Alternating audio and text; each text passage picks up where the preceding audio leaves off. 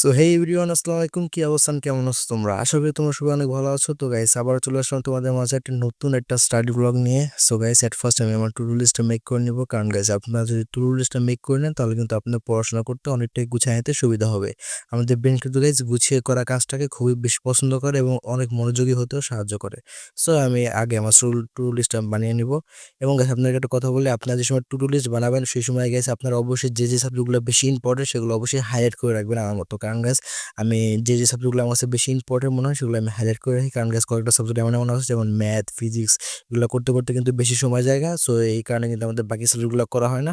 So যে সাবজেক্টগুলো important বেশি সেগুলো আপনারা হাইলাইট করে রাখবেন আমার মতো। সো আমি আগে হাইলাইট করে রাখছি। যেমন আমার মনে করেন বেসিক ইলেকট্রিসিটি আর ফিজিক্স দুটো অনেক অনেক ইম্পর্টেন্ট। সো এগুলো আমার যতই সময় হবে এগুলো আমাকে দিয়ে ফুললি কমপ্লিট করতে হবে। সো এটা আমি হাইলাইট করে রাখলাম। হাইলাইট করে রাখার পর অ্যাট ফার্স্ট আমাকে বাংলা পড়তে হবে।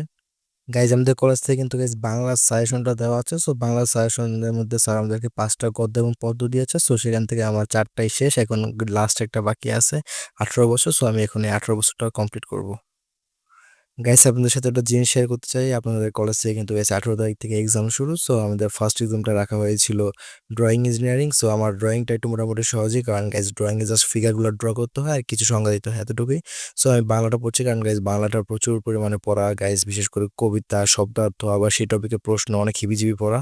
সো এই জন্য বাংলাটা বারবার পড়তেছি। আবার গাইস তো জানিস বাংলার মধ্যে কবিতা, পাঠ পরিচিতি, গদ্য, পদ্য সবই মনে করে মিলাজিরা আছে। সো আমাদের সবগুলোই তো পড়তে হবে, প্লাস পাঠ পরিচিতি, শব্দার্থ, আবার সেগুলোর টপিকে প্রশ্ন, অনেক কিছু গাইস। সো একটু হিজিবিজি আছি। সো সবগুলোই পড়তেছি। এবং গাইস একটা কথা, জানি না আপনাদের সাথে এরকম হয় কিনা, আমি গাইস একদিক দিয়ে পড়তেছি একদিক দিয়ে ভুলতেছি, জানি না আপনাদের সাথে হয় কিনা।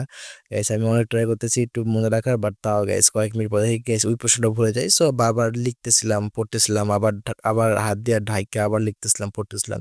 সো এরকম করছি, এরকম করার পর গাইস কোনো রকম বাংলাটা শেষ করছি। বাংলাটা শেষ করার পর গাইস আমরা কিন্তু বেসিক ইংলিশটি পড়বো। সো বেসিক ইউনিভার্সিটি আমাদের ম্যাম কিন্তু গেছে আমাদেরকে শীট দিয়ে দিছে। সো আমরা সেই শীট থেকে দেখে দেখে পড়বো। এবং ম্যাম বলছে যে এখান থেকে পড়লে তোমাদের মান্থলি টেস্টে প্রায় 80% কম হবে। সো আমি এই শীট দেখেই পড়বো। সো বইটা বের করে নিলাম। বইটা বের করে নিয়ে আমাদের যে প্রশ্নগুলো বোর্ডে বেশি আসছে সেই প্রশ্নগুলো আমরা এখন পড়বো। যে টপিকে বোর্ড কোয়েশ্চেনে বেশি করছে স্যার ম্যামরা, সেগুলো আমাদেরকে সাজেশন দেওয়া আছে, প্লাস বইতেও আমি দেখে নিচ্ছিলাম যে কোন কোন টপিকে তারা একটু বেশি প্রশ্ন করছে এবং কিভাবে ঘুরে আগারা প্রশ্ন করছে সেগুলো দেখতেছিলাম। সো দেখতেছিলাম প্লাস লিখতেছিলাম, আবার মনে করে ঢাকতেছিলাম হাত দিয়ে ঢাকা, আবার দেখতেছিলাম যে মুখ দিয়ে না দেখে পায় নাকি। গাইস এরকমই সবকিছু মিলাই দিলাই গাইস। আমার গাইস সবকটা সাবজেক্টে গাইস কিছু না কিছু টুকটাক ম্যাথ আছে, আবার অনেকগুলো পড়া থাকে গাইস, যেগুলো মুখস্থ রাখতে হয় সবসময়। কিছু ফর্মুলা আছে সেগুলো মনে রাখতে হয় গাইস, অনেক হিবিজিবি প্যারা। সো আমি যেগুলো পারতেছিলাম না সেগুলো একটু দেখতেছিলাম, আবার লিখতেছিলাম, আবার দেখতেছিলাম, কারণ গাছ আপনারা জানেন একবার পড়া, সরি, একবার লেখা 10 বার পড়ার সমান। সো সেরকম করতেছিলাম। সো এরকম করার পর বেসিক ইংলিশ শেষ, এখন আমি ইংলিশটা পড়বো। সো আমি ইংলিশটা পড়তেছি এখন। ইংলিশটার মধ্যে গাইছে আমাদেরকে স্টোরি দিছিল। সো স্টোরি পড়বো না আমি এখন, আমি আগে প্যারাগ্রাফটা শেষ করবো, কারণ স্টোরিটা আমি অনেক আগে পুরো পড়ে ফেলছি। সো এখন প্যারাগ্রাফটা পড়বো।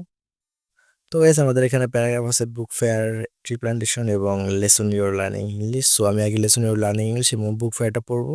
সো আগে আমি বুক ফেয়ারটা আগে ধরছি, কারণ বুক ফেয়ারটা একটু ইজি। সো আমি আগে বুক ফেয়ারটা পড়বো। গাইস আমি জানি না আপনার কাছে একটা হাস্যকর মনে হয় কিনা গাইস, আমি কিন্তু একটু ঢাকা আবার নিজেকে প্রশ্ন করতেছি এই ট্রিপলেশনটা, আবার গাইস ঢাকা ঢাকা পড়তেছি, আবার লিখতেছি গাইস। সো এইভাবে আমি মুখস্থ করার সময় এইভাবে মুখস্থ করি। সো গাইস আপনারা জানি না আপনার কাছে কিরকম মনে হয়, আমি এইভাবে মুখস্থ করি। সো গাইস আমি এরকম করে ট্রিপলেশনটা গাইস হাফ মুখস্থ করছিলাম। হাফ মুখস্থ করার পর গাইস বাকিটা রাত্রে পড়ছিলাম। সো এখন আমি হাফ মুখস্থ করতেছি।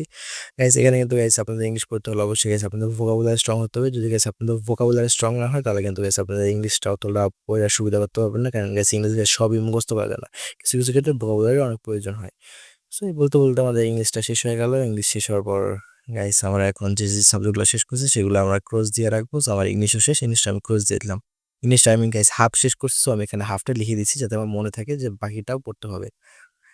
সো গাইস আজকের এই ভিডিওটা এই পর্যন্তই। যদি ভিডিওটা ভালো লেগে থাকে তাহলে প্লিজ এটা লাইক দিয়ে দেবে। এবং গাইস আমি জানি না আমার এই ভিডিওটা কেমন হয়েছে, মনে হয় ভিডিওটা অনেক হয়েছে, কারণ গাইস আমি ভিডিওটা খুবই তাড়াতাড়ি করছি। সো জানি না কেমন হয়েছে।